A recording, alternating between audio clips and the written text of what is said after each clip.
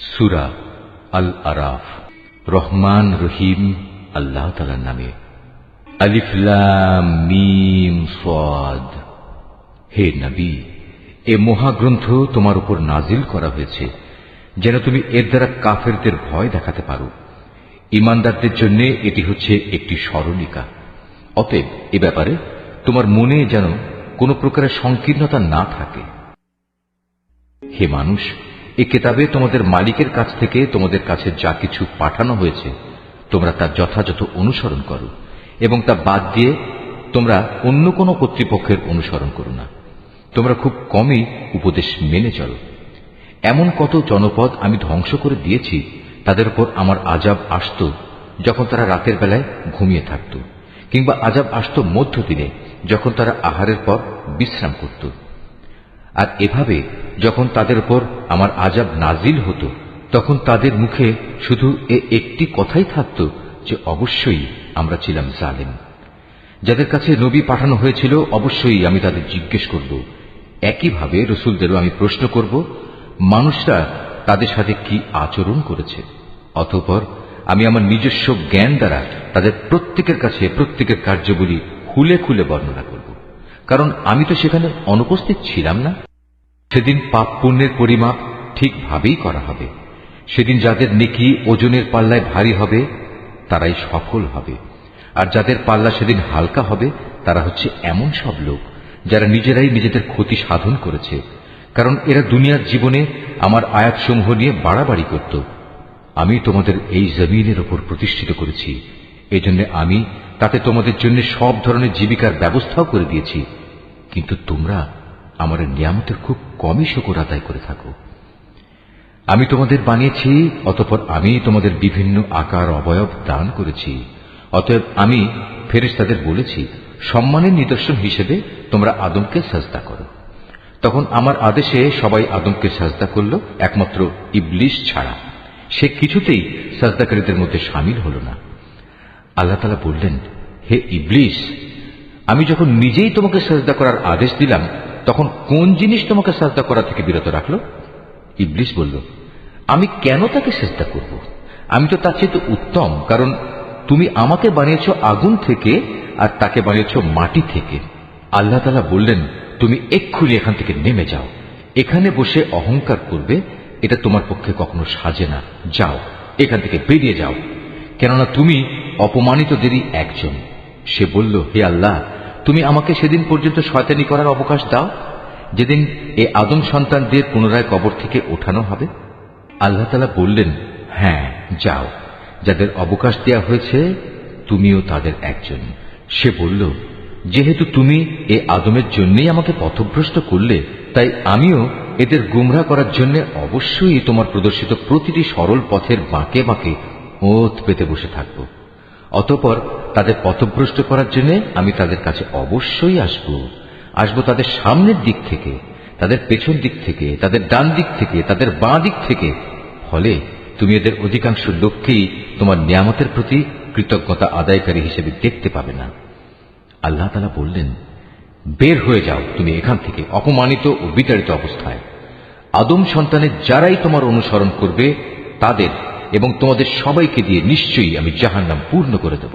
আল্লাহ তাআলা আদমকে বললেন, তুমি এবং তোমার সঙ্গিনী জান্নাতে বসবাস করতে থাকো এবং এর যেখান থেকে যা কিছু চাও তা তোমরা খেতে পারো, কিন্তু এ গাছটির কাছে যেও না, গেলে তোমরা উভয়ই জালেমদের মধ্যে শামিল হয়ে যাবে।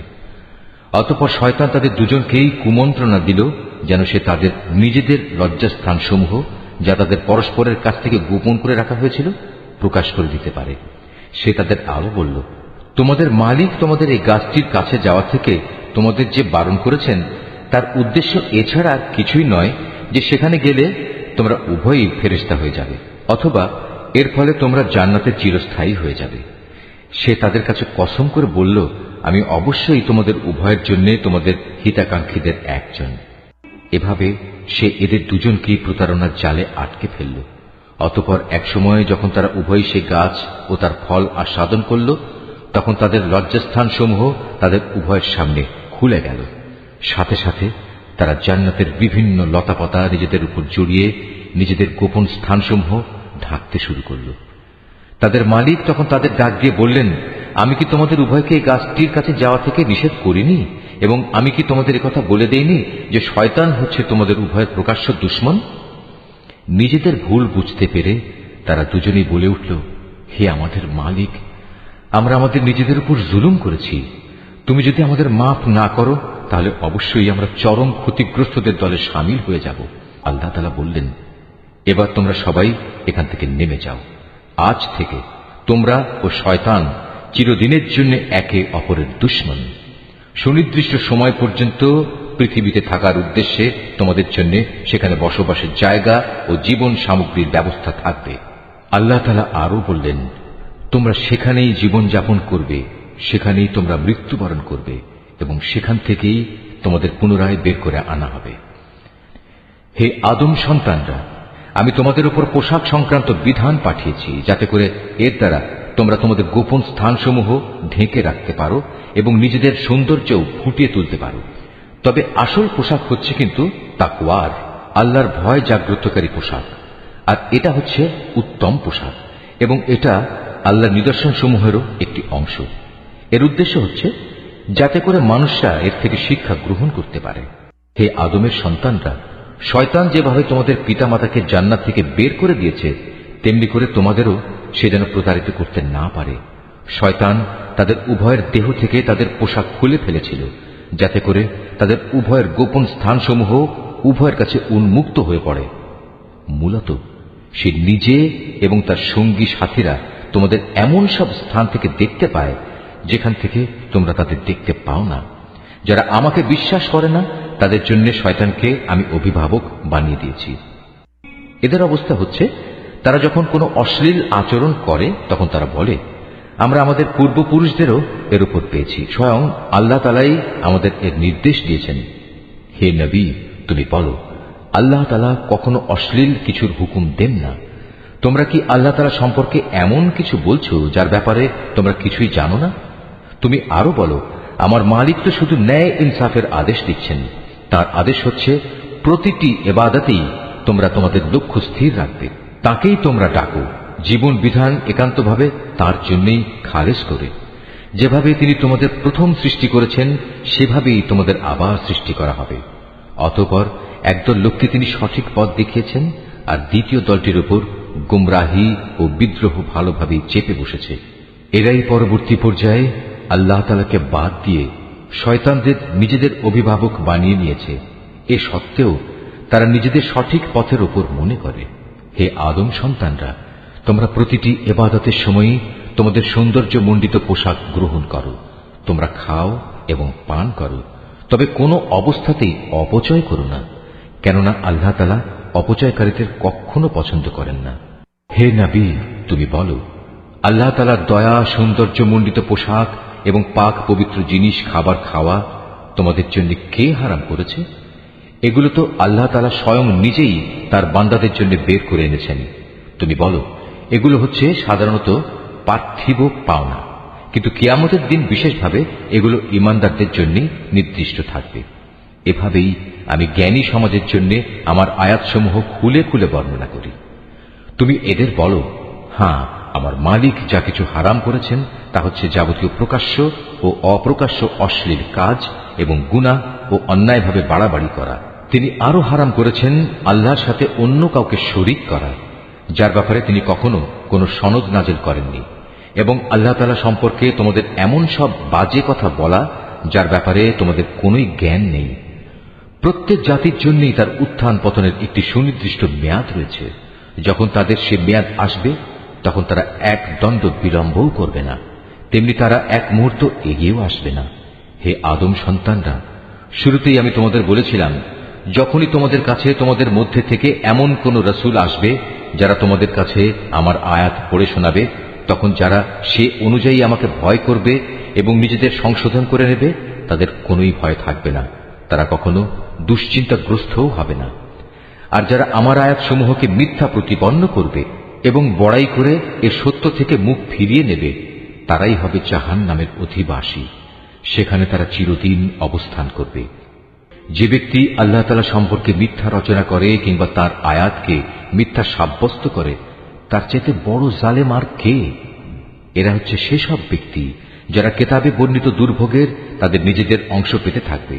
এমনি ভাবে তাদের মৃত্যুর সময় তাদের কাছে আমার ফেরেশতারা যখন এসে হাজির হবে, তখন ফেরেশতারা বলবে, বলো তারা এখন কোথায় যাদের তোমরা আল্লাহ তাআলার বদলে ডাকতে? তারা বলবে, আজ তারা আমাদের ছেড়ে সরে গেছে। তারা সেদিন সবাই নিজেদের বিরুদ্ধে সাক্ষ্য দেবে, তারা সত্যি কাফির ছিল। আল্লাহ তাআলা বলবেন, তোমাদের আগে যেসব মানুষের দল, জিনের দল গত হয়ে গেছে, তাদের সাথে তোমরাও আজ সবাই জাহান্নামের আগুনে ঢুকে পড়ো। এমনি করে যখন এক একটি জনগোষ্ঠী জাহান্নামে দাখিল হতে থাকবে, তখন তারা তাদের আদর্শগত ভাই বোনদের উপর লানত দিতে থাকবে। এভাবে লানত দিতে দিতে যখন সবাই সেখানে গিয়ে একত্র হবে, তখন তাদের শেষের দলটি পূর্ববর্তী দলের ব্যাপারে বলবে, হে আমাদের মালিক, এরাই হচ্ছে সেসব লোক যারা আমাদের গোমরা করেছিল, তুমি এদের জাহান্নামের শাস্তি দ্বিগুণ করে দাও। আল্লাহ তাআলা বলবেন, আজ তোমাদের প্রত্যেককেই দ্বিগুণ শাস্তি দেওয়া হবে, কিন্তু তোমরা তো অনুধাবনই করতে না। তাদের প্রথম দলটি তাদের শেষের দলটিকে বলবে, হ্যাঁ, আমরা যদি অপরাধী হয়েই থাকি, তবে তোমাদেরও আমাদের উপর কোনো শ্রেষ্ঠত্ব ছিল না। এ সময়ই আল্লাহর ঘোষণা আসবে, এখন তোমরা সবাই নিজ নিজ কর্মফলের বিনিময়ে জাহান্নামের আযাবের স্বাদ গ্রহণ করতে থাকো।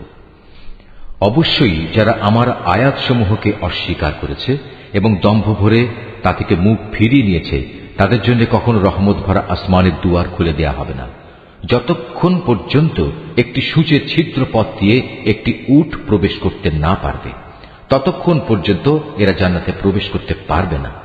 আমি এভাবেই অপরাধীদের প্রতিফল দিয়ে থাকি। সেদিন তাদের জন্য নিচের বিছানাও হবে জাহান্নামের, আবার জাহান্নামই হবে তাদের উপরের আচ্ছাদন। এভাবেই জালেমদের আমি প্রতিফল দিয়ে থাকি। অপরদিকে যারা আমার উপর ঈমান এনেছে এবং নেক আমল করেছে, আমি তাদের কারো উপর তাদের সাধ্যের বাইরে দায়িত্বভার অর্পণ করি না। এই নেক লোকেরাই হচ্ছে জান্নাতের অধিবাসী, তারা সেখানে চিরদিন থাকবে। তাদের মনের ভেতর পরস্পরের বিরুদ্ধে যে ঘৃণা বিদ্বেষ লুকিয়েছিল, তা আমি সেদিন বের করে ফেলে দেব। তাদের জন্য নির্দিষ্ট জান্নাতের পাদদেশ দিয়ে ঝর্ণাধারা প্রবাহিত হবে। এসব দেখে তারা বলবে, সমস্ত প্রশংসা আল্লাহ তাআলার জন্য, যিনি আমাদের এই পুরস্কারের স্থানটি দেখিয়েছেন। আল্লাহ তাআলা আমাদের হেদায়েতের পথ না দেখালে আমরা নিজেরা কিছুতেই হেদায়েত পেতাম না। আমাদের মালিকের রসুলরা এক নির্ভুল বিধান নিয়ে এসেছিল।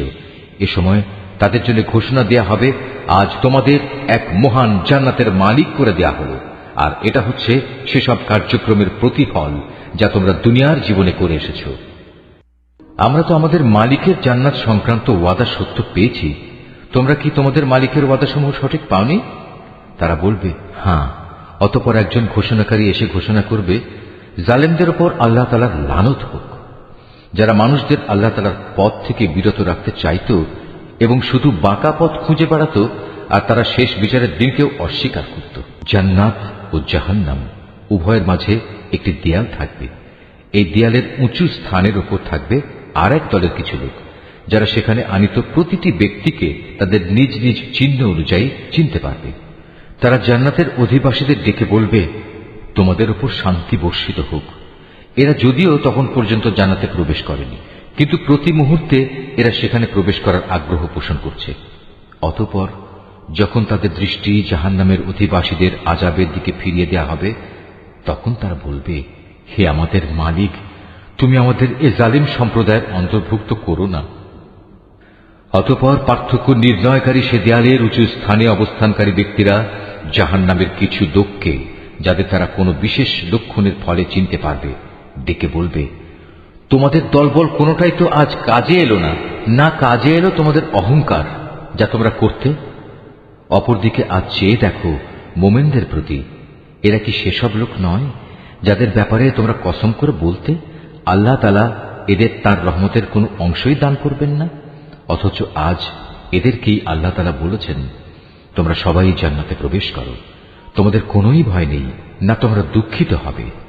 এবার জাহান্নামের অধিবাসীরা জান্নাতের লোকদের ডেকে বলবে, আমাদের উপর সামান্য কিছু পানি অন্তত ঢেলে দাও, অথবা আল্লাহ তাআলা তোমাদের যে খাবার দান করেছেন তার কিয়দংশ আমাদের দাও।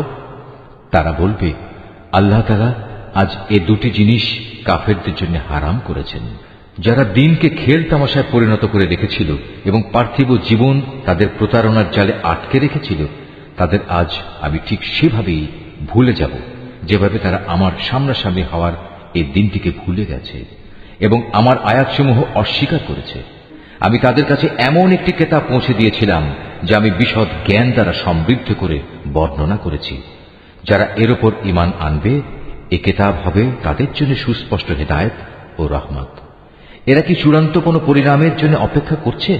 যেদিন সত্যি সত্যি সে পরিণাম তাদের কাছে আসবে, সেদিন যারা ইতিপূর্বে এ দিনটিকে ভুলে গিয়েছিল তারা বলবে, অবশ্যই আমাদের মালিকের পক্ষ থেকে আমাদের রাসূলরা এদিনের সত্য প্রতিশ্রুতি নিয়েই এসেছিল।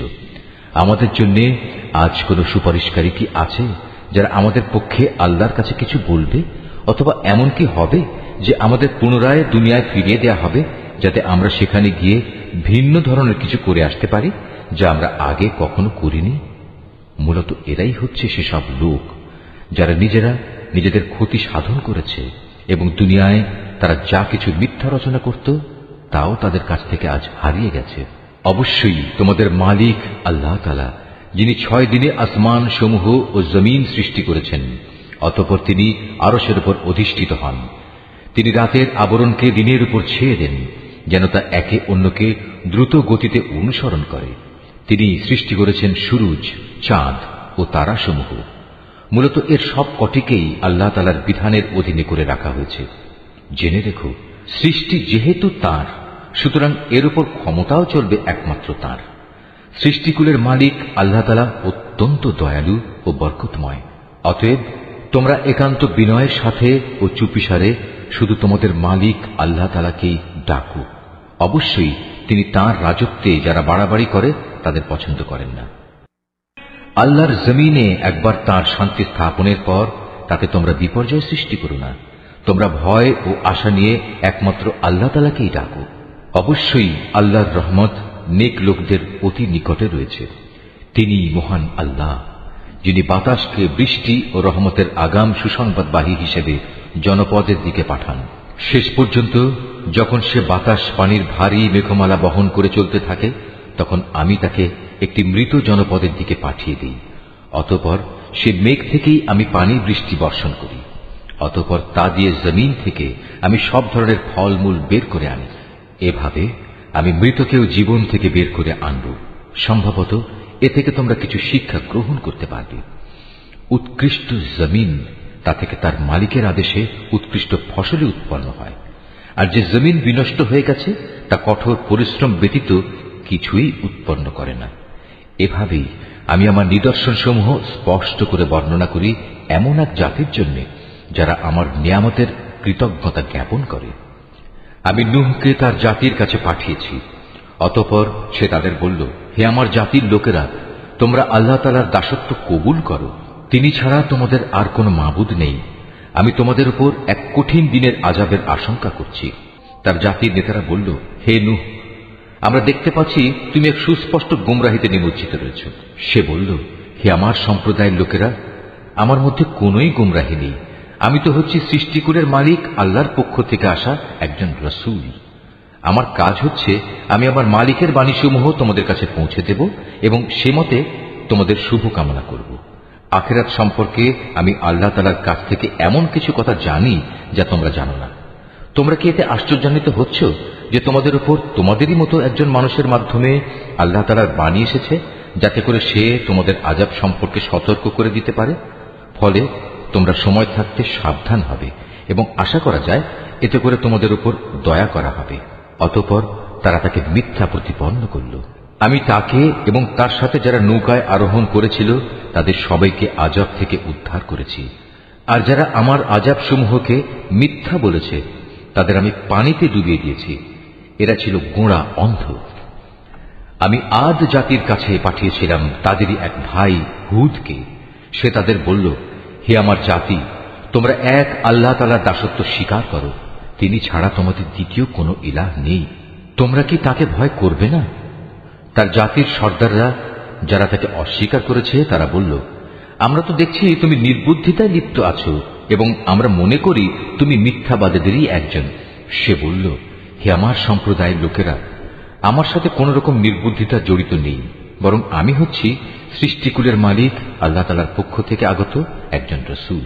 আমার দায়িত্ব হচ্ছে আমি আমার মালিকের কাছ থেকে আসা বাণীসমূহ তোমাদের কাছে পৌঁছে দেব। আমি তোমাদের একজন বিশ্বস্ত শুভাকাঙ্ক্ষী। তোমরা কি এটা দেখে বিস্মিত হচ্ছ যে তোমাদের কাছে তোমাদেরই মতো একজন মানুষের মাধ্যমে তোমাদের মালিকের কাছ থেকে তোমাদের আযাবের ভয় দেখানোর জন্য সুস্পষ্ট বাণী এসেছে? স্মরণ করো কিভাবে আল্লাহ তাআলা তোমাদের নূহের পর এই জমিনের খলিফা বানিয়েছেন এবং অন্যান্য সৃষ্টির চাইতে তিনি তোমাদের বেশি ক্ষমতা দান করেছেন। অতএব হে আমার জাতি, তোমরা আল্লাহ তাআলার অনুগ্রহগুলো স্মরণ করো। আশা করা যায় তোমরা সাফল্য অর্জন করতে পারবে। তারা হুদকে বলল, তুমি কি আমাদের কাছে এজন্যই এসেছো যে আমরা কেবল এক আল্লাহর ইবাদত করব এবং আমাদের পূর্বপুরুষরা যাদের বন্দিগি করেছে তাদের একেবারে বাদ দিয়ে দেব? এটাই যদি হয় তাহলে নিয়ে এসো আমাদের কাছে সে আযাব যার ব্যাপারে তুমি আমাদের এত ভয় দেখাচ্ছ, যদি তুমি সত্যবাদী হও। সে বলল, তোমাদের উপর তোমাদের মালিকের পক্ষ থেকে আযাব ও ক্রোধ তো নির্ধারিত হয়েই আছে। তোমরা কি আমার সাথে সে মিথ্যা মাবুদের নামগুলোর ব্যাপারে বিতর্কে লিপ্ত হতে চাও যা তোমরা এবং তোমাদের বাপদাদারা এমনি এমনি রেখে দিয়েছ, যার ব্যাপারে আল্লাহ তাআলা কোন রকম সনদ নাজিল করেননি? অতএব তোমরা অপেক্ষা করো, আমিও তোমাদের সাথে অপেক্ষা করতে থাকব। অতঃপর যখন আযাব এলো তখন আমি তাকে এবং তার সাথে যেসব ঈমানদার ব্যক্তি ছিল তাদের আমার রহমত দ্বারা আযাব থেকে বাঁচিয়ে দিলাম, আর যারা আমার আয়াতসমূহকে অস্বীকার করেছে আমি তাদের নির্মূল করে দিলাম। এরা তো আসলে ঈমানদারই ছিল না। সামুদ জাতির কাছে আমি পাঠিয়েছিলাম তাদেরই এক ভাই সালেহকে। সে এসে বলল, হে আমার জাতি, তোমরা এক আল্লাহ তাআলার বন্দেগী করো, তিনি ছাড়া তোমাদের আর কোনো ইলাহ নেই। তোমাদের কাছে তোমাদের মালিকের কাছ থেকে সুস্পষ্ট প্রমাণ এসে হাজির হয়েছে, আর তোমাদের জন্য এ হচ্ছে আল্লাহর উষ্ট্রি। একে তোমরা ছেড়ে দাও যেন তা আল্লাহ তাআলার জমিনে বিচরণ করে খেতে পারে। তোমরা তাকে কোনো খারাপ মতলবে স্পর্শ করো না, তাহলে আল্লাহর পক্ষ থেকে কঠোর আযাব এসে তোমাদের পাকড়াও করবে। স্মরণ করো যখন আল্লাহ তাআলা আদ জাতির পর তোমাদের দুনিয়ার খলিফা বানিয়েছিলেন এবং আল্লাহ তাআলার জমিনে তিনি তোমাদের প্রতিষ্ঠা দান করেছেন, যার ফলে তোমরা এর সমতল ভূমি থেকে মাটি নিয়ে তা দিয়ে প্রাসাদ বানাচ্ছ, আর পাহাড়ের গা কেটে কেটে নিজেদের ঘরবাড়ি তৈরি করতে পারছ। অতএব তোমরা আল্লাহ তাআলার এসব জ্ঞান ও প্রকৌশল সংক্রান্ত নিয়ামত স্মরণ করো এবং কোনো অবস্থায় আল্লাহ তাআলার জমিনে বিপর্যয় ঘটিও না। তার জাতির সেসব নেতৃস্থানীয় লোক যারা নিজেদের গৌরবের বড়াই করে বেড়াত, অপেক্ষাকৃত দুর্বল শ্রেণীর লোকদের যারা তাদের মধ্যে থেকে তার উপর ঈমান এনেছে, বলল, তোমরা কি সত্যি জানো সালেহ আল্লাহ তাআলার পাঠানো একজন রাসূল? তারা বলল, হ্যাঁ, তার উপর যে বাণী পাঠানো হয়েছে আমরা তা বিশ্বাস করি। অতঃপর সে অহংকারী লোকেরা বলল, তোমরা যা কিছুতে বিশ্বাস করো আমরা তা অস্বীকার করি। অতএব তারা উষ্ট্রিটিকে মেরে ফেলল এবং এর দ্বারা তারা তাদের মালিকের নির্দেশের স্পষ্ট বিরোধিতা করল এবং তারা বলল, হে সালেহ, আমরা তো উষ্ট্রিটিকে মেরে ফেললাম। যদি তুমি সত্যিই রাসূল হয়ে থাকো তাহলে সে আযাব নিয়ে এসো যার ওয়াদা তুমি আমাদের দিচ্ছ। অতঃপর এক প্রলয়ঙ্কারী ভূমিকম্প তাদের গ্রাস করে ফেলল, ফলে তারা নিজেদের ঘরেই মুখ থুবড়ে পড়ে রইল। অতঃপর সে তাদের কাছ থেকে অন্যদিকে চলে গেল এবং সে নিজের জাতিকে বলল, আমি আমার মালিকের সতর্ক বাণী তোমাদের কাছে পৌঁছে দিয়েছিলাম এবং তোমাদের জন্য কল্যাণও কামনা করেছিলাম, কিন্তু তোমরা তো কোনো কল্যাণকামীদের পছন্দই করো না। আমি লূতকেও পাঠিয়েছিলাম যখন সে তার জাতিকে বলেছিল, তোমরা এমন এক অশ্লীলতার কাজ করছো যা তোমাদের আগে সৃষ্টিকুলের আর কেউ কখনো করেনি। তোমরা যৌন তৃপ্তির জন্য নারীদের বাদ দিয়ে পুরুষদের কাছে যাও। আসলে তোমরা হচ্ছে এক সীমা লঙ্ঘনকারী জাতি। তার জাতির কাছে তখন একথা বলা ছাড়া আর কোনো জবাবই ছিল না যে সবাই মিলে তাদের তোমাদের জনপদ থেকে বের করে দাও, কেননা এরা হচ্ছে কতিপয় পাক পবিত্র মানুষ। অতঃপর যখন আমার আযাব এলো তখন আমি তাকে এবং তার পরিবার পরিজনকে উদ্ধার করলাম, তার স্ত্রীকে ছাড়া। সে আযাবে কবলিত হয়ে পেছনের লোকদের মধ্যে শামিল থেকে গেল। আমি তাদের উপর প্রচন্ড আযাবের বৃষ্টি বর্ষণ করতে থাকলাম। সুতরাং তুমি ভালো করে চেয়ে দেখো অপরাধী ব্যক্তিদের পরিণাম সেদিন কি ভয়াবহ হয়েছিল। আর মদিয়ানবাসীদের কাছে আমি পাঠিয়েছিলাম তাদেরই এক ভাই শোয়েবকে। সে তাদের বলল, হে আমার জাতি, তোমরা এক আল্লাহ তাআলার বন্দেগী করো, তিনি ছাড়া তোমাদের আর কোনো ইলাহ নেই। তোমাদের কাছে তোমাদের মালিকের পক্ষ থেকে সুস্পষ্ট নিদর্শন এসে গেছে, অতএব তোমরা সে মোতাবেক ঠিক ঠিক মতো পরিমাপ ও ওজন করবে। মানুষদের দেওয়ার সময় কখনো কম দিয়ে তাদের ক্ষতিগ্রস্ত করো না। আল্লাহ তাআলার এ জমিনে শান্তি ও সংস্কার স্থাপিত হওয়ার পর তাতে তোমরা পুনরায় বিপর্যয় সৃষ্টি করো না। তোমরা যদি আল্লাহ তাআলার উপর ঈমান আনো তাহলে এটাই তোমাদের জন্য কল্যাণকর। প্রতিটি রাস্তায় তোমরা এজন্য বসে থেকো না যে তোমরা লোকদের ভীত সন্ত্রস্ত করবে, এবং যারা ঈমান এনেছে তাদের তোমরা আল্লাহ তাআলার পথ থেকে বিরত রাখবে, আর সব সময় অহেতুক দোষ ত্রুটি খুঁজতে থাকবে। স্মরণ করে দেখো, যখন তোমরা সংখ্যায় ছিলে নিতান্ত কম, অতঃপর আল্লাহ তোমাদের সংখ্যা বাড়িয়ে দিলেন। অতএব তোমরা পুনরায় চেয়ে দেখো বিপর্যয় সৃষ্টিকারীদের পরিণাম কি হয়েছিল। আমাকে যে বাণী দিয়ে পাঠানো হয়েছে তার উপর কোনো একটি জনগোষ্ঠী যদি ঈমান আনে আর একটি দল যদি তার উপর আদৌ ঈমান না আনে, তাহলে আল্লাহর কি ক্ষতি হবে? অতঃপর তোমরা ধৈর্য ধারণ করো যতক্ষণ না আল্লাহ তাআলা নিজেই আমাদের মাঝে একটা ফয়সালা করে দেন। তিনিই হচ্ছেন উত্তম ফয়সালাকারী। তার সম্প্রদায়ের কিছু নেতৃস্থানীয় লোক যারা বড়াই অহংকার করছিল বলল, হে শোয়েব, আমরা অবশ্যই তোমাকে এবং তোমার সাথে যারা ঈমান এনেছে তাদের আমাদের জনপদ থেকে বের করে দেব, অথবা তোমাদের আমাদের জাতিতে ফিরে আসতে হবে। সে বলল, যদি আমরা ইচ্ছুক না হই তাহলেও কি তাই হবে? সেখান থেকে আল্লাহ তাআলা আমাদের একবার মুক্তি দেওয়ার পর যদি আমরা আবার তোমাদের জীবনাদর্শে ফিরে আসি, তাহলে আমরা পরিষ্কারভাবে আল্লাহ তাআলার উপর মিথ্যা আরোপ করব।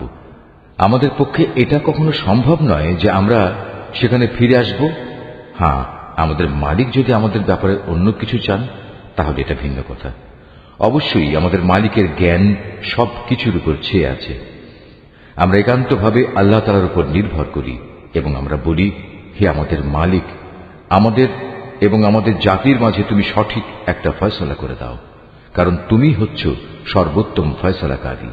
তার জাতির নেতৃস্থানীয় লোক যারা আল্লাহ তাআলার নবীকে অস্বীকার করেছে, তারা সে জাতির সাধারণ মানুষদের বলল, তোমরা যদি শোয়েবের অনুসরণ করো তাহলে তোমরা খুবই ক্ষতিগ্রস্ত হবে। নবীর কথা অমান্য করার কারণে একটা প্রচন্ড ভূকম্পন এসে তাদের নির্মমভাবে আঘাত করল, আর দেখতে দেখতে তারা সবাই তাদের নিজ নিজ ঘরেই মুখ থুবড়ে পড়ে থাকল। যারা শোয়েবকে অমান্য করল তারা এমনভাবে ধ্বংস হয়ে গেল, মনে হয়েছে এখানে কোনোদিন কেউ বসবাসই করেনি। বস্তুত তারাই সেদিন ক্ষতিগ্রস্ত হয়েছে যারা শোয়েবকে অস্বীকার করেছে। এরপর সে শোয়েব তাদের কাছ থেকে চলে গেল। যাবার সময় সে বলল, হে আমার জাতি, আমি তোমাদের কাছে আমার মালিকের বাণীসমূহ পৌঁছে দিয়েছিলাম এবং আমি আন্তরিকভাবেই তোমাদের কল্যাণ কামনা করেছিলাম। আমি কেন এমন সব মানুষের জন্য আফসোস করব যারা আল্লাহকেই অস্বীকার করে? আমি কোন জনপদে কোন নবী পাঠিয়েছি, অথচ সেই জনপদে মানুষদের অভাব ও কষ্ট দিয়ে আক্রান্ত করিনি, এমনটি কখনো হয়নি। আশা করা গিয়েছিল এর ফলে তারা আল্লাহ তাআলার কাছে বিনয়াবনত হবে। অতঃপর আমি তাদের দুঃখ কষ্টের জায়গাকে সচ্ছল অবস্থার দ্বারা বদলে দিয়েছি। এমনকি যখন তারা আমার নিয়ামত দ্বারা প্রাচুর্য লাভ করল, তখন তারা আমাকেই ভুলে বসল এবং বলল, সচ্ছলতা ও অসচ্ছলতা তো আমাদের পূর্বপুরুষদের উপর এসেছে। অতঃপর আমি তাদের এমন আকস্মিকভাবে পাকড়াও করলাম যে তারা টেরও পেল না। অথচ যদি সেই জনপদের মানুষগুলো আল্লাহ তাআলার উপর ঈমান আনত এবং আল্লাহ তাআলাকে ভয় করত, তাহলে আমি তাদের উপর আসমান জমিনের যাবতীয় বরকতের দুয়ার খুলে দিতাম। কিন্তু তা না করে তারা আমার নবীকেই মিথ্যা প্রতিপন্ন করল। সুতরাং তাদের কর্মকাণ্ডের জন্য আমি তাদের ভীষণভাবে পাকড়াও করলাম। এ লোকালয়ের মানুষগুলো কি এতই নির্ভয় হয়ে গেছে, তারা মনে করে নিয়েছে আমার আযাব নিঝুম রাতে তাদের কাছে আসবে না, যখন তারা গভীর ঘুমে বিভোর হয়ে থাকবে? অথবা তারা কি নির্ভয় হয়ে ধরে নিয়েছে যে আমার আযাব তাদের উপর মধ্যদিনে এসে পড়বে না, যখন তারা খেল তামাশায় মত্ত থাকবে? কিংবা তারা কি আল্লাহ তাআলার কলা কৌশল থেকেও নির্ভয় হয়ে গেছে? অথচ আল্লাহ তাআলার কলা কৌশল থেকে ক্ষতিগ্রস্ত জাতি ছাড়া অন্য কেউই নিশ্চিন্ত হতে পারে না। আগের লোকদের চলে যাওয়ার পর তাদের জায়গায় যারা পরে দুনিয়ার উত্তরাধিকারী হয়েছে, তাদের কি এই বিষয়টি কখনো হেদায়েতের পথ দেখায় না যে আমি ইচ্ছা করলে যে কোনো সময় তাদের অপরাধের জন্য তাদের পাকড়াও করতে পারি এবং এমন ভাবে তাদের দিলের উপর মোহর মেরে দিতে পারি যে তারা সত্যের ডাক শুনতেই পাবে না। এই যে জনপদসমূহ যাদের কিছু কিছু কাহিনী আমি তোমাকে শোনাচ্ছি, তাদের কাছে আমার সুস্পষ্ট প্রমাণ নিয়ে রাসূলরা এসেছিল, কিন্তু তারা যে বিষয়টি এর আগে অস্বীকার করেছিল তার উপর ঈমান আনল না। আর এভাবেই আল্লাহ তাআলা অবিশ্বাসী কাফেরদের অন্তরে মোহর মেরে দেন। আমি এদের বেশি সংখ্যক মানুষকেই আমার সাথে সম্পাদিত প্রতিশ্রুতি পালনকারী হিসেবে পাইনি, বরং এদের অধিকাংশকেই আমি বড় বড় অপরাধে অপরাধী পেয়েছি। এদের ধ্বংসের পর আমি মূসাকে আমার সুস্পষ্ট নিদর্শন সমূহ দিয়ে ফেরাউন ও তার পরিষদ বর্গের কাছে পাঠিয়েছি, কিন্তু তারাও আমার হেদায়েতের সাথে বাড়াবাড়ি করেছে। আজ তুমি দেখে নাও আমার জমিনে বিপর্যয় সৃষ্টিকারীদের পরিণাম কি হয়েছে। মূসা বলল, হে ফেরাউন, আমি অবশ্যই সৃষ্টিকুলের মালিকের পক্ষ থেকে পাঠানো একজন রাসূল। এটা নিশ্চিত আমি আল্লাহ তাআলা সম্পর্কে সত্য ছাড়া অন্য কিছু বলবো না। আমি অবশ্যই তোমাদের মালিকের পক্ষ থেকে সুস্পষ্ট নিদর্শন নিয়ে এসেছি। অতএব তুমি বনী ইসরায়েলদের মুক্তি দিয়ে আমার সাথে যেতে দাও। ফেরাউন বলল, তুমি যদি সত্যি তেমন কোন নিদর্শন এনে থাকো এবং তুমি যদি তোমার দাবিতে সত্যবাদী হও, তাহলে তার সামনে নিয়ে এসো। অতঃপর সে তার হাতের লাঠিটি মাটিতে নিক্ষেপ করল, সাথে সাথেই তার প্রকাশ্য একটি অজগরে পরিণত হয়ে গেল। অতঃপর সে বুগল থেকে তার হাত বের করল, সাথে সাথে তা উৎসাহী দর্শকদের জন্য চমকাতে লাগল। অবস্থা দেখে ফেরাউনের জাতির প্রধান ব্যক্তিরা বলল, এ তো দেখছি আসলেই একজন সুদক্ষ জাদুকর। আসলে এ ব্যক্তি তোমাদের সবাইকে তোমাদের নিজেদের দেশ থেকেই বের করে দিতে চায়। এ পরিস্থিতিতে তোমরা কি করবে ভাবছ? অতঃপর তারা ফেরাউনকে বলল, আপাতত তাকে এবং তার ভাইকে কিছুদিনের জন্য এমনি থাকতে দাও এবং এ সুযোগে তোমরা শহরে বন্দরে সরকারি সংগ্রাহক পাঠিয়ে দাও, যেন তারা দেশের সকল দক্ষ জাদুকরদের অবিলম্বে তোমার কাছে এনে হাজির করে। সিদ্ধান্ত মোতাবেক জাদুকররা যখন ফেরাউনের কাছে এলো, তখন তারা বলল, আমরা যদি আজ মূসার মোকাবেলায় বিজয়ী হই, তবে আমাদের জন্য পুরস্কারের ব্যবস্থা থাকবে তো? সে বলল, হ্যাঁ, তা তো অবশ্যই। তোমরাই হবে দরবারের ঘনিষ্ঠতম ব্যক্তিদের অন্যতম। অতঃপর তারা তাদের জাদুর বাণ নিক্ষেপ করে মানুষদের দৃষ্টি শক্তির ওপর জাদু করে ফেলল। এতে করে তারা মানুষদের ভীত আতঙ্কিত করে তুলল। তারা সেদিন সত্যি সত্যিই বড় জাদুমন্ত্র নিয়ে হাজির হয়েছিল। অতঃপর আমি মূসার কাছে ওহী পাঠালাম এবং তাকে বললাম, এবার তুমি জমিনে তোমার লাঠিটি নিক্ষেপ করো। নিক্ষিপ্ত হবার সাথে সাথেই তা জাদুকরদের অলিক বানোয়াটগুলোকে গ্রাস করে ফেলল। অতঃপর সত্য প্রতিষ্ঠিত হয়ে গেল, আর তারা যা কিছু বানিয়ে এনেছিল তা মিথ্যা প্রতিপন্ন হল। সেখানে তারা সবাই পরাভূত হল এবং তারা লাঞ্ছিত হয়ে ফিরে গেল। অতঃপর সত্যের সামনে জাদুকরদের অবনত করে দেয়া হল। তারা সবাই সমস্বরে বলে উঠল, আমরা সৃষ্টিকুলের মালিকের উপর ঈমান আনলাম, যিনি মূসা ও হারুনের মালিক। ঘটনার এই আকস্মিক মোড় পরিবর্তন দেখে ফেরাউন বলল, এ কি, আমি তোমাদের কোন রকম অনুমতি দেওয়ার আগেই তোমরা তার উপর ঈমান আনলে? আসলে আমি বুঝতে পারলাম এ ছিল তোমাদের নিশ্চিত একটা ষড়যন্ত্র। এ নগরে বসেই তোমরা তা পাকিয়েছ, যাতে করে তার অধিবাসীদের তোমরা সেখান থেকে বের করে দিতে পারো। অচিরেই তোমরা এই বিদ্রোহের পরিণাম জানতে পারবে। আমি তোমাদের একদিকের হাত ও অন্যদিকের পাগুলো কেটে ফেলব, এরপর আমি তোমাদের সবাইকে শুলে চড়াবো। তারা বলল, আমরা তো একদিন আমাদের মালিকের কাছে ফিরে যাবই, তাই আমরা তোমার শাস্তির পরোয়া করি না। তুমি আমাদের কাছ থেকে এই কারণেই এই প্রতিশোধ নিচ্ছ যে আমাদের মালিকের নিদর্শন সমূহ যা তার কাছ থেকে আমাদের কাছে এসে পৌঁছেছে, আমরা তার উপর ঈমান এনেছি। আমরা আল্লাহ তাআলার কাছে প্রার্থনা করি, হে আমাদের মালিক, তুমি আমাদের ধৈর্য ধারণ করার ক্ষমতা দাও এবং তোমার অনুগত বান্দা হিসেবে তুমি আমাদের মৃত্যু দিও। ফেরাউনের জাতির সর্দাররা তাকে বলল, তুমি কি মূসা ও তার দলবলকে এই জমিনে বিপর্যয় সৃষ্টি করার জন্য এমনিই ছেড়ে দিয়ে রাখবে এবং তারা তোমাকে ও তোমার দেবতাদের এভাবে বর্জন করেই চলবে? সে বলল, না, তা কখনো হবে না। আমি অচিরেই তাদের ছেলেদের হত্যা করে ফেলব এবং তাদের মেয়েদের আমি জীবিত রাখব। নিঃসন্দেহে আমি তাদের উপর বিপুল ক্ষমতায় ক্ষমতাবান। মুসা এবার তার জাতিকে বলল, তোমরা আল্লাহর কাছে সাহায্য চাও এবং ধৈর্য ধারণ করো। মনে রেখো, অবশ্যই এই জমিন হচ্ছে আল্লাহ তাআলার। তিনি নিজ বান্দাদের মাঝে যাকে চান তাকেই এই জমিনের ক্ষমতা দান করেন। চূড়ান্ত সাফল্য তাদের জন্যই যারা আল্লাহ তাআলাকে ভয় করে। তারা মুসাকে বলল, তুমি আমাদের কাছে নবী হয়ে আসার আগেও আমরা নির্যাতিত হয়েছিলাম, আর এখন তুমি আমাদের কাছে আসার পরও আমরা একইভাবে নির্যাতিত হচ্ছি। এর কি কোনো শেষ হবে না? মুসা বলল, হ্যাঁ হবে। খুব তাড়াতাড়ি সম্ভবত তোমাদের মালিক তোমাদের শত্রুকে ধ্বংস করে দেবেন এবং এই দুনিয়ায় তিনি তোমাদের তার স্থলাভিষিক্ত করবেন। অতঃপর আল্লাহ তাআলা দেখবেন তোমরা কি করো। ক্রমাগত বেশ কয়েক বছর ধরে আমি ফেরাউনের লোকজনদের দুর্ভিক্ষ ও ফসলের স্বল্পতা দিয়ে আক্রান্ত করে রেখেছিলাম। সম্ভবত তারা কিছুটা হলেও বুঝতে পারবে। যখন তাদের উপর ভালো সময় আসত তখন তারা বলতো, এ তো ছিল আমাদের নিজেদেরই পাওনা। আবার যখন দুঃসময় তাদের পেয়ে বসত তখন নিজেদের দুর্ভাগ্যের ভার তারা মুসা এবং তার সঙ্গী সাথীদের ওপরই আরোপ করত। হ্যাঁ, তাদের দুর্ভাগ্যের যাবতীয় বিষয় তো আল্লাহ তাআলার হাতেই রয়েছে, কিন্তু তাদের অধিকাংশ লোকই এ সম্পর্কে অবহিত নয়। তারা মুসাকে আরো বলল, আমাদের উপর জাদুর প্রভাব বিস্তার করার জন্য তুমি যত নিদর্শনই নিয়ে আসো না কেন, আমরা কখনো তোমার উপর ঈমান আনব না। এ ধৃষ্টতার জন্য অতঃপর আমি তাদের উপর ঝড় তুফান দিলাম, পঙ্গপাল পাঠালাম, উকুন ছড়ালাম, ব্যাঙ ছেড়ে দিলাম ও রক্তপাতজনিত বিপর্যয় নাজিল করলাম। এর সব কয়টি তাদের কাছে এসেছিল আমার এক একটা সুস্পষ্ট নিদর্শন হিসেবে, কিন্তু এ সত্ত্বেও তারা অহংকার বড়াই করতেই থাকল। আসলেই তারা ছিল একটি অপরাধী জাতি। যখনই তাদের উপর কোনো বিপর্যয় আসত তখন তারা বলতো, হে মুসা, তোমার প্রতি প্রদত্ত তোমার মালিকের প্রতিশ্রুতি মতো তুমি আমাদের জন্য তোমার মালিকের কাছে দোয়া করো। যদি এবারের মতো আমাদের উপর থেকে এ বিপদ দূর করে দাও, তাহলে অবশ্যই আমরা তোমার উপর ঈমান আনব এবং বনী ইসরায়েলদেরও তোমার সাথে যেতে দেব।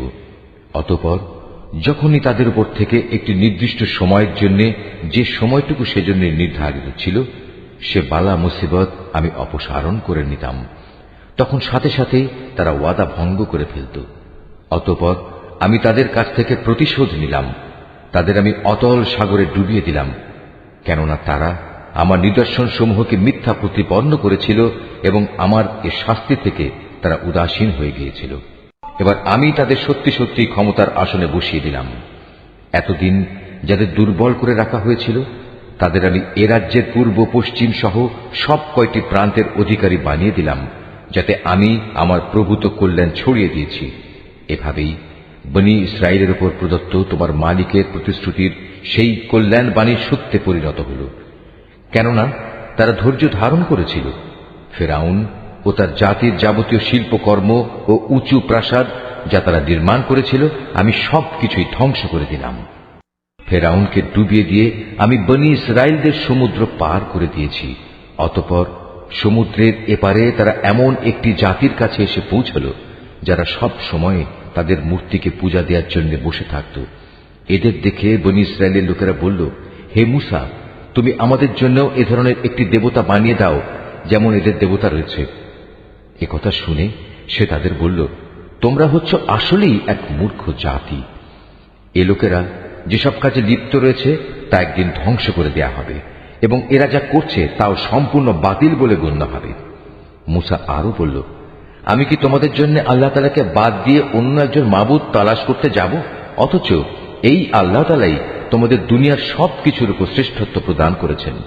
তাছাড়া তোমাদের সে সময়ের কথা স্মরণ করা উচিত যখন আমি তোমাদের ফেরাউনের লোকজনদের কাছ থেকে মুক্ত করেছিলাম। তারা তোমাদের মর্মান্তিক শাস্তি দিত, তারা তোমাদের পুত্র সন্তানদের হত্যা করত আর তোমাদের মেয়েদের তারা জীবিত ছেড়ে দিত। এতে তোমাদের জন্য তোমাদের পরওয়ারদিগারের পক্ষ থেকে এক মহা পরীক্ষা নিহিত ছিল। মুসাকে আমার কাছে ডাকার জন্য আমি 30টি রাত নির্ধারণ করে দিয়েছিলাম, পরে তাতে আরো 10 মিলিয়ে তাকে পূর্ণ করেছি। এভাবেই তার জন্য তার মালিকের নির্ধারিত সময় 40 রাতের মেয়াদ পূর্ণ হয়ে গেল।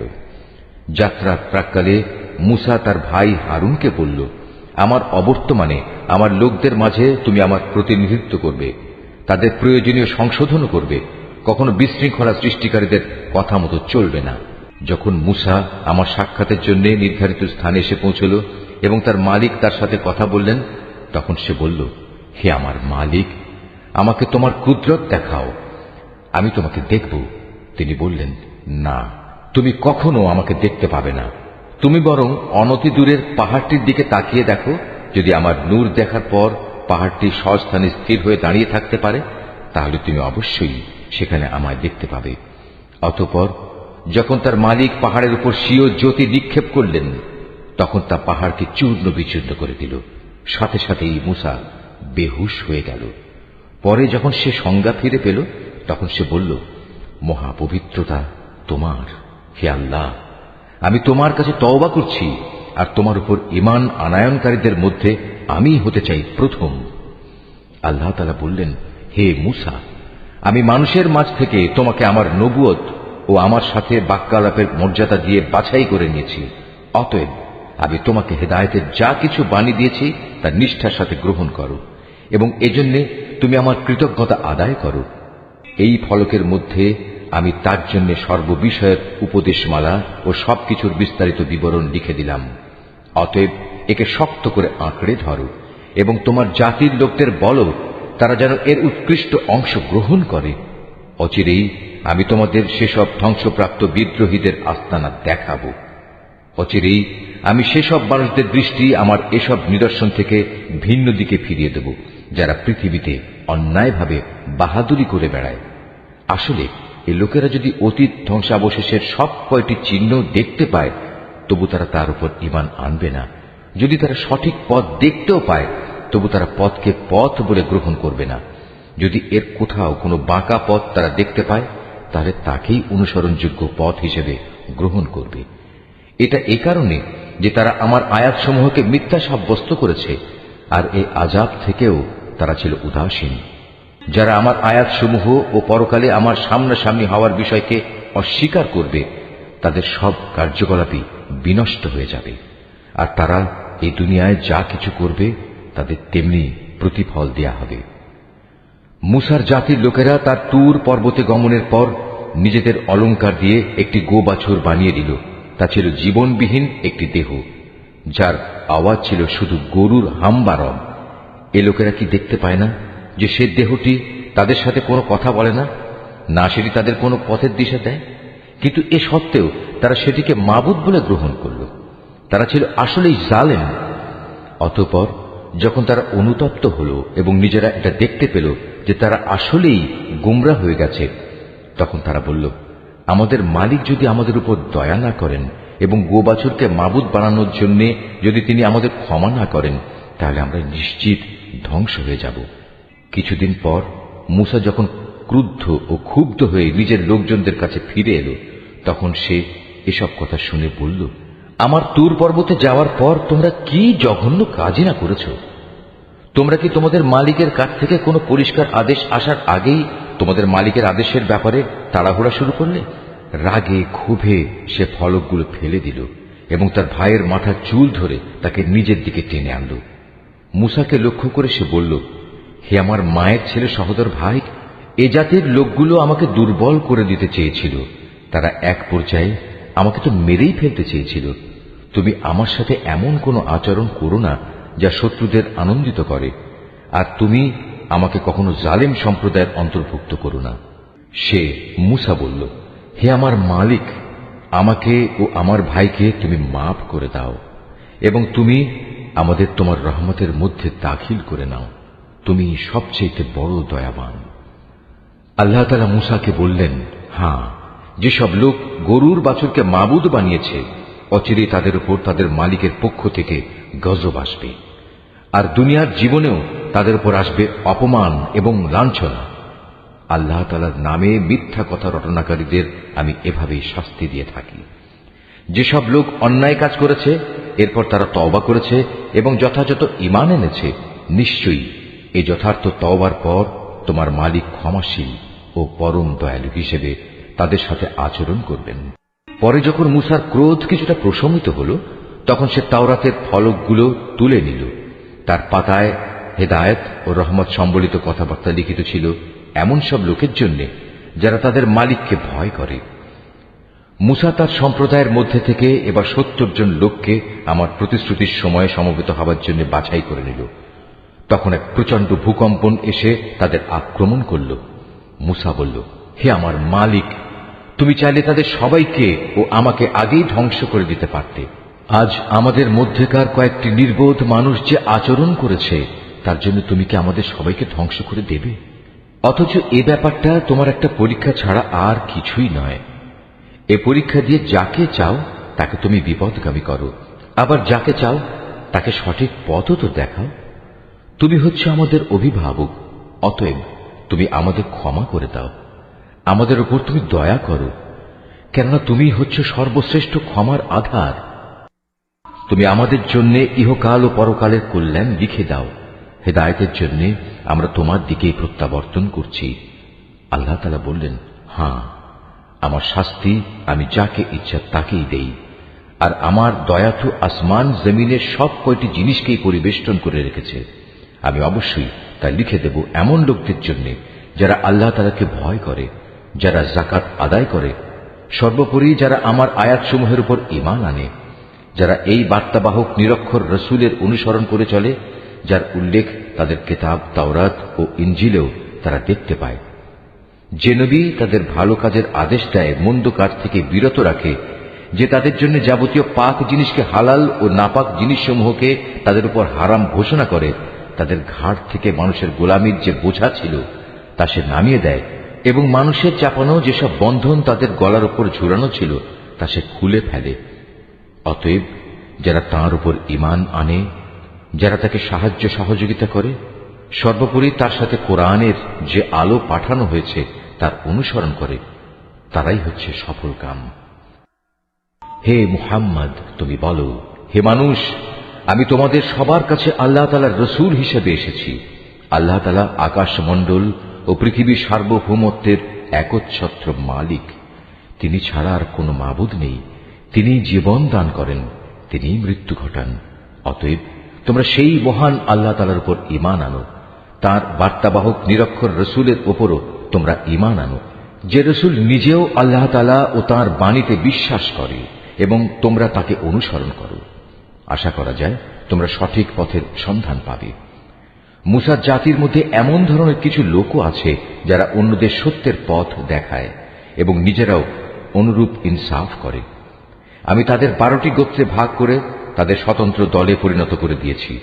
মুসার সম্প্রদায়ের লোকেরা যখন তার কাছে পানি চাইল, তখন আমি মুসার প্রতি ওহী পাঠালাম, তুমি তোমার হাতের লাঠি দ্বারা পাথরে আঘাত করো। অতঃপর তা থেকে 12টি ঝর্ণাধারা উদ্ভূত হল। প্রত্যেক দল তাদের নিজেদের পানি পান করার স্থান চিনে নিল। আমি তাদের উপর মেঘের ছায়াও বিস্তার করে দিলাম। তাদের কাছে মান ও সালওয়া নামক এক উৎকৃষ্ট খাবার পাঠালাম। তাদের আমি এও বললাম, তোমাদের আমি যেসব পবিত্র জিনিস দান করেছি তা তোমরা খাও। আমার কৃতজ্ঞতা আদায় না করে তারা আমার উপর কোনো জুলুম করেনি, বরং তারা নিজেরাই নিজেদের উপর জুলুম করেছে। সে সময় কথাও স্মরণ করো যখন তাদের বলা হয়েছিল, তোমরা এই জনপদে গিয়ে বসবাস করো এবং সেখান থেকে যা কিছু চাও তোমরা আহার করো, এবং বলো, হে মালিক, আমরা তোমার কাছে ক্ষমা চাই। আর যখনই সেই জনপদের দ্বার পথ দিয়ে ভেতরে প্রবেশ করবে, তখন সাজদাবনত অবস্থায় প্রবেশ করবে। আমি তোমাদের গুনাহসমূহ মাফ করে দেব। আমি উত্তম লোকদের সব সময় কিছু অতিরিক্ত দান করি। কিন্তু তাদের মধ্যে যারা জালিম ছিল, তারা তাদের যা করতে বলা হয়েছিল তা সম্পূর্ণ বদলে দিয়ে ভিন্ন কথা বলল। তাই আমিও তাদের এই জুলুমের শাস্তি হিসেবে তাদের উপর আসমান থেকে আযাব পাঠালাম। তাদের কাছ থেকে সেই জনপদের কথা জিজ্ঞেস করো যা ছিল সাগরের পাড়ে অবস্থিত, যখন সেখানকার মানুষরা শনিবারে আল্লাহ তাআলার বেঁধে দেয়া সীমা লঙ্ঘন করত। আসলে শনিবারেই সাগরের মাছগুলো তাদের কাছে উঁচু হয়ে পানির উপরিভাগে ভেসে আসত, এবং শনিবার ছাড়া অন্য কোনো দিন তা আসত না। বস্তুত তাদের অবাধ্যতার কারণেই আমি তাদের অনুরূপ পরীক্ষা নিচ্ছিলাম। আরো স্মরণ করো যখন তাদের একদল লোক এও বলছিল, তোমরা এমন একটি দলকে কেন উপদেশ দিতে যাচ্ছ যাদের আল্লাহ তাআলা ধ্বংস করতে যাচ্ছেন, অথবা গুনাহের জন্য আল্লাহ তাআলা যাদের কঠোর শাস্তি দিতে যাচ্ছেন। তারা বলল, এটা হচ্ছে তোমাদের মালিকের দরবারে নিজেদের একটা ওজর পেশ করা যে আমরা উপদেশ দিয়েছি, এবং হতে পারে তারা এর ফলে সাবধান হবে। অতঃপর যা তাদের বারবার স্মরণ করানো হচ্ছিল তা তারা সম্পূর্ণ ভুলে গেল। তখন আমি সে দল থেকে এমন লোকদের উদ্ধার করলাম যারা নিজেরা গুনাহের কাজ থেকে বেঁচে থাকত, আর কঠিন শাস্তি দিয়ে পাকড়াও করলাম তাদের যারা জুলুম করেছে। তাদের নিজেদের গুনার জন্য আমি তাদের আযাব দিয়েছিলাম। তাদের যেসব ঘৃণিত কাজ থেকে নিষেধ করা হয়েছিল, যখন তারা তা ধৃষ্টতার সাথে করে যাচ্ছিল, তখন আমি তাদের বললাম, এবার তোমরা সবাই লাঞ্ছিত বানর হয়ে যাও। স্মরণ করো যখন তোমার মালিক ইহুদিদের উদ্দেশ্যে ঘোষণা দিলেন তিনি কিয়ামত পর্যন্ত এ জাতির উপর এমন লোকদের শক্তিধর করে পাঠাতে থাকবেন যারা তাদের নিকৃষ্ট ধরনের শাস্তি দিতে থাকবে। একথা নিশ্চিত, তোমার মালিক যেমন সত্য শাস্তি দান করেন, তেমনি তিনি ক্ষমাশীল ও পরম দয়ালু। আমি তাদের দলে দলে বিভক্ত করে জমিনে ছড়িয়ে দিয়েছি। তাদের মধ্যে কিছু নেককার মানুষ ছিল, আবার তাদের কিছু ছিল এর চাইতে ভিন্ন ধরনের। ভালো মন্দ উভয় অবস্থার সম্মুখীন করে আমি তাদের পরীক্ষা দিয়েছি এ আশায় যে হয়তো তারা কখনো হেদায়েতের পথে প্রত্যাবর্তন করবে। কিন্তু তাদের অযোগ্য উত্তরসূরিরা একের পর এক এ জমিনে তুচ্ছ উত্তরাধিকারী হল। তারা স্বাভাবিকভাবে আল্লাহ তাআলার কিতাবেরও উত্তরাধিকারী হয়ে পড়ে। তারা এ দুনিয়ার ধন সম্পদ করায়ত্ত করে নেয়। অপরদিকে মূর্খের মতো বলতে থাকে, আমাদের শেষ বিচারের দিন মাফ করে দেয়া হবে। কিন্তু অর্জিত সম্পদের অনুরূপ সম্পদ যদি তাদের কাছে এসে পড়ে, তারা সাথে সাথেই তা হস্তগত করে নেয়। অথচ তাদের কাছ থেকে আল্লাহ তাআলার কিতাবের এ প্রতিশ্রুতি কি নেওয়া হয়নি যে তারা আল্লাহ তাআলা সম্বন্ধে সত্য ছাড়া কিছু বলবে না? আল্লাহ তাআলা সেই কিতাবে যা আছে তা তো তারা নিজেরা বহুবার অধ্যয়নও করেছে। আর পরকালীন আবাস, হ্যাঁ, যারা আল্লাহকে ভয় করে তাদের জন্য তো তাই হচ্ছে উত্তম নিবাস। তোমরা কি এ বিষয়টি অনুধাবন করো না? অপরদিকে যারা আল্লাহর কিতাবকে কঠোরভাবে আঁকড়ে ধরে এবং নামাজ প্রতিষ্ঠা করে, তারা যেন জেনে রাখে আমি কখনো সংশোধনকারীদের বিনিময় নষ্ট করি না। যখন আমি তাদের মাথার উপর পাহাড়কে উঁচু করে রেখেছিলাম, মনে হচ্ছিল তা যেন একটি ছায়া। তারা তো ধরেই নিয়েছিল তা বুঝি এখনই তাদের উপর পড়ে যাবে। আমি তাদের বললাম, তোমাদের আমি হেদায়েত সম্বলিত যে কিতাব দিয়েছি তা কঠোরভাবে আঁকড়ে ধরো এবং তাতে যা কিছু আছে তা বারবার স্মরণ করো। এর ফলে আশা করা যায় তোমরা বেঁচে থাকতে পারবে। তোমরা স্মরণ করো যখন তোমাদের মালিক আদম সন্তানের পৃষ্ঠদেশ থেকে তাদের পরবর্তী সন্তান সন্ততিদের বের করে এনেছেন এবং তাদের নিজেদের ওপর এ মর্মে আনুগত্যের স্বীকারোক্তি আদায় করেছেন যে আমি কি তোমাদের মালিক নই? তারা সবাই বলল, হ্যাঁ, নিশ্চয়ই, আমরা সাক্ষ্য দিলাম। এর উদ্দেশ্য ছিল যেন কিয়ামতের দিন তোমরা একথা বলতে না পারো, আমরা তো এ বিষয়ে অনবহিত ছিলাম। কিংবা একথা যেন না বলো যে আল্লাহর সাথে শিরক তো আমাদের বাপদাদারা আগে করেছে, আর আমরা তো ছিলাম তাদের পরবর্তী বংশধর। বাতিলপন্থীদের কার্যক্রমের জন্য কি তুমি আমাদের ধ্বংস করবে? এভাবেই আমি অতীতের দৃষ্টান্তসমূহ তাদের কাছে খোলাখুলি বর্ণনা করি এ আশায় যে এরা সোজা পথে ফিরে আসবে। হে মুহাম্মদ, তুমি তাদের কাছে এমন একটি মানুষের কাহিনী পড়ে শোনাও যার কাছে আমি নবীর মাধ্যমে আমার আয়াতসমূহ নাযিল করেছিলাম, কিন্তু সে পরে আমার আয়াত থেকে বিচ্যুত হয়ে পড়ে। অতঃপর শয়তান তার পিছু নেয় এবং সে সম্পূর্ণ গোমরাহ লোকদের দলভুক্ত হয়ে পড়ে। অথচ আমি চাইলে তাকে এই আয়াতসমূহ দ্বারা উচ্চ মর্যাদা দান করতে পারতাম, কিন্তু সে তো ঊর্ধ্বমুখী আসমানের বদলে নিম্নমুখী জমিনের প্রতি আসক্ত হয়ে পড়ে এবং পার্থিব কামনা বাসনার অনুসরণ করে। অতঃপর তার উদাহরণ হচ্ছে কুকুরের উদাহরণের মতো। যদি তুমি তাকে দৌড়াতে থাকো, তবু সে জিহ্বা বের করে হাঁপাতে থাকে, আবার তোমরা সেটিকে ছেড়ে দিলেও জিহ্বা ঝুলিয়ে হাঁপাতে থাকে। এ হচ্ছে তাদের দৃষ্টান্ত যারা আমার আয়াতসমূহ অস্বীকার করে। এ কাহিনীগুলো তাদের তুমি পড়ে শোনাও, হয়তোবা তারা চিন্তা গবেষণা করবে। যে সম্প্রদায়ের লোকেরা আমার নিদর্শনসমূহ মিথ্যা সাব্যস্ত করে, তারা নিজেরাই নিজেদের উপর জুলুম করে আসছে। তাদের উদাহরণ কতই না নিকৃষ্ট। আল্লাহ তাআলা যাকে পথ দেখান সে সঠিক পথ প্রাপ্ত হবে, আবার যাকে তিনি গোমরাহ করেন তারা হয়ে পড়ে ভীষণ ক্ষতিগ্রস্ত। বস্তুত বহু সংখ্যক মানুষ ও জিন আছে যাদের আমি জাহান্নামের জন্য পয়দা করেছি। তাদের কাছে যদিও বোঝার মতো দিল আছে, কিন্তু তা দিয়ে তারা চিন্তা করে না। তাদের কাছে দেখার মতো চোখ থাকলেও তারা তা দিয়ে সত্য দেখে না। আবার তাদের কাছে শোনার মতো কান আছে, কিন্তু তারা সে কান দিয়ে সত্য কথা শোনে না। আসলে এরা হচ্ছে জন্তু জানোয়ারের মতো এবং কোন কোন ক্ষেত্রে তাদের চাইতেও এরা বেশি বিভ্রান্ত। এসব লোকেরা দারুণ উদাসীন। আল্লাহ তাআলার জন্যেই যাবতীয় সুন্দর নামসমূহ নিবেদিত রয়েছে। অতএব তোমরা সেসব ভালো নামেই তাকে ডাকো এবং সেসব লোকের কথা ছেড়ে দাও যারা তার নামে বিকৃতি ঘটায়। যা কিছু তারা দুনিয়া জীবনে করে এসেছে অচিরেই তার যথাযথ ফল তারা পাবে। আমি যাদের সৃষ্টি করেছি সে মানুষ ও জিনদের মাঝে আবার এমন একটি দল আছে যারা মানুষকে সঠিক পথের দিকে ডাকে এবং সে মতে নিজেরাও নিজেদের জীবনে ইনসাফ কায়েম করে। যারা আমার আয়াতসমূহকে মিথ্যা প্রতিপন্ন করে ক্রমে ক্রমে আমি তাদের এমন ভাবে ধ্বংসের দিকে ঠেলে নিয়ে যাব তারা তা টেরও পাবে না। আমি তাদের বিদ্রোহের জন্য অবকাশ দিয়ে রাখব এবং এ ব্যাপারে আমার কৌশল অত্যন্ত শক্ত। তারা কি কখনো চিন্তা করে দেখে না যে তাদের সাথী মুহাম্মদ কোনো পাগল নয়, সে তো হচ্ছে আযাবের একজন সুস্পষ্ট সতর্ককারী মাত্র। তারা কি আসমান সমূহ ও পৃথিবীর সার্বভৌমত্বের বিষয়টির দিকে কখনো তাকিয়ে দেখে না এবং তাকিয়ে দেখে না আল্লাহ তাআলা এখানে যা কিছু সৃষ্টি করেছেন তার প্রতি এবং এর প্রতিও তাদের অবস্থানের মেয়াদ হয়তো নিকটবর্তী হয়ে এসেছে। এরপর আর কোন কথা আছে যা বললে এরা ঈমান আনবে? আল্লাহ তাআলা যাকে পথহারা করে দেন তাকে পথে আনার আর দ্বিতীয় কেউ নেই। আল্লাহ তাআলা তো তাদের সবাইকেই তাদের অবাধ্যতায় উদ্ভ্রান্তের মতো ঘুরে বেড়ানোর জন্য ছেড়ে দেন। তারা তোমার কাছে কিয়ামত সম্পর্কে জিজ্ঞেস করে, এ দিনটি কখন সংঘটিত হবে? তুমি তাদের বলো, এ জ্ঞান তো আমার মালিকের কাছেই রয়েছে, এর সময় আসার আগে তিনি তা প্রকাশ করবেন না। আকাশমণ্ডল ও জমিনের জন্য সেদিন তা হবে একটি ভয়াবহ ঘটনা। এটি তোমাদের উপর পতিত হবে একান্ত আকস্মিকভাবেই। তারা এই প্রশ্নটি এমন ভাবে জিজ্ঞেস করে যে মনে হয় তুমি বুঝি বিষয়টি সম্পর্কে সবকিছু জানো। তাদের বলো, কিয়ামতের জ্ঞান তো একমাত্র আল্লাহ তাআলার কাছেই রয়েছে, কিন্তু অধিকাংশ মানুষই এ সত্যটুকু জানে না। তুমি আরো বলো, আমার নিজের ভালো মন্দর মালিকও তো আমি নই, তবে আল্লাহ তাআলা যা চান তাই হয়। যদি আমি অজানা বিষয় সম্পর্কে জানতাম তাহলে আমি নিজের জন্য সে জ্ঞানের জোরে অনেক ফায়দাই হাসিল করে নিতে পারতাম এবং এ কারণে কোনো অকল্যাণই আমাকে স্পর্শ করতে পারত না।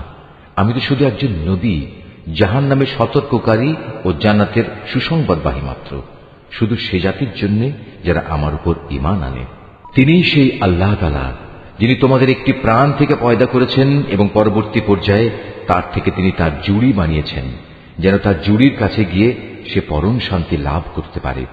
অতঃপর যখন পুরুষ সাথীটি তার মহিলা সাথীটিকে দৈহিক প্রয়োজনের জন্য ঢেকে দিল তখন মহিলা সাথীটি এক লঘু গর্ভ ধারণ করল এবং প্রথম দিকে সে এ নিয়েই চলাফেরা করল।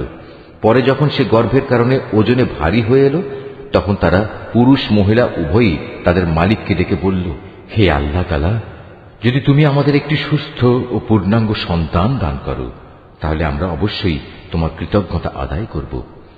পরে সত্যিই যখন তিনি তাদের উভয়কে একটি নিখুঁত সন্তান দান করলেন তখন তারা যা কিছু সন্তানের আকারে আল্লাহর পক্ষ থেকে তাদের দেয়া হয়েছে সে ব্যাপারেই অন্যদের শরীক বানিয়ে নিল। আল্লাহ তাআলা তাদের শরীক বানানো থেকে অনেক পবিত্র।